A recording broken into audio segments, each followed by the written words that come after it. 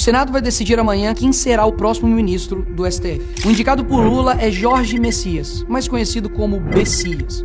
O nome surgiu quando um grampo da Lava Jato foi vazado.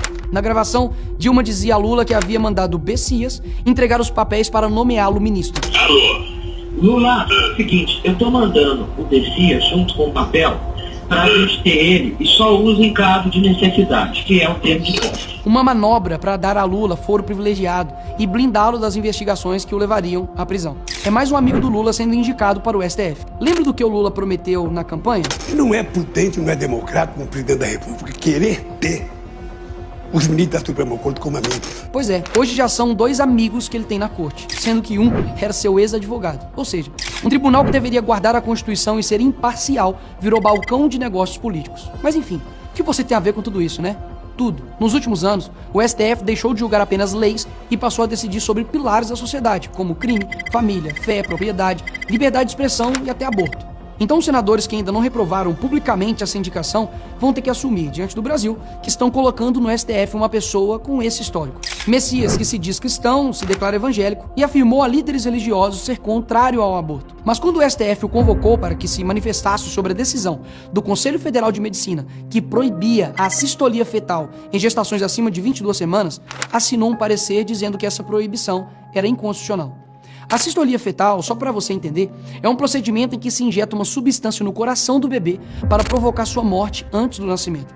Nesse estágio, o bebê já tem chances reais de sobreviver fora do útero.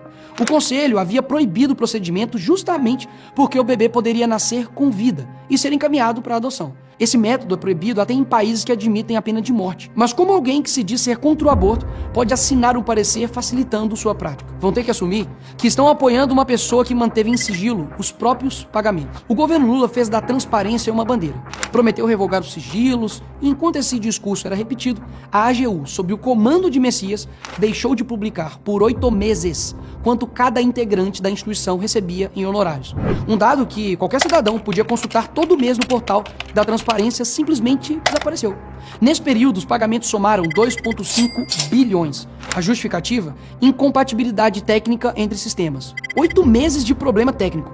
E os dados só voltaram a ser publicados depois que a imprensa questionou. Vão ter que assumir também que estão apoiando uma pessoa que deixou de investigar o sindicato do irmão de Lula em meio a uma fraude bilionária contra os aposentados. Aposentados que tiveram dinheiro descontado sem autorização. Bilhões de reais, tirados de quem trabalhou a vida inteira.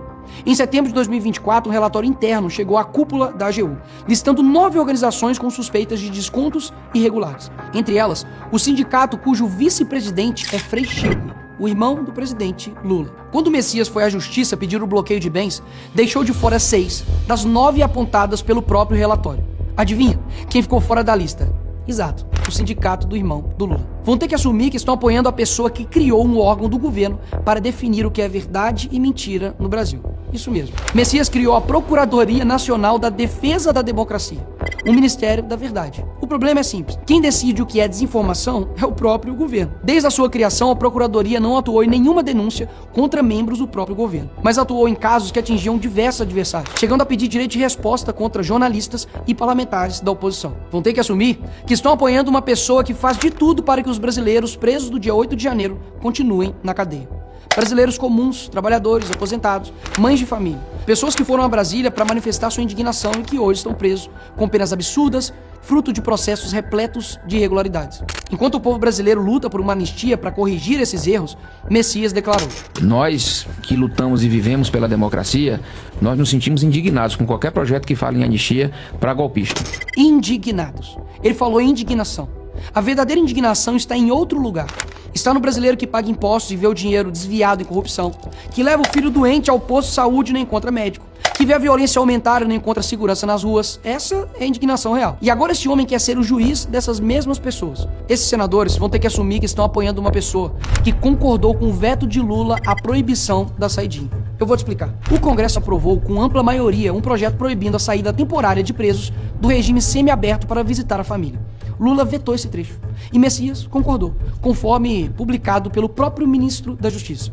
Presos continuam saindo, as vítimas continuam sendo ignoradas.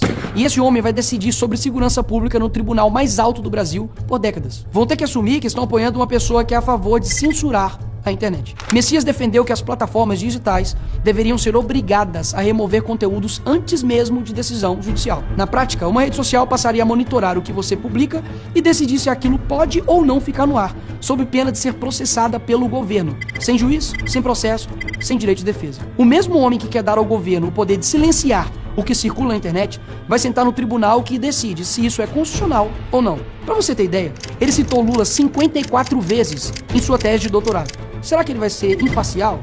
Será? Saiba que o senador que aprovar essa indicação estará dizendo sim para tudo isso. Para o aborto, para o sigilo dos próprios pagamentos, para a omissão nas fraudes do INSS, para o Ministério da Verdade, para a prisão injusta de centenas de brasileiros do 8 de janeiro, para a saidinha de presos e para a censura nas redes sociais. A votação, infelizmente, será secreta.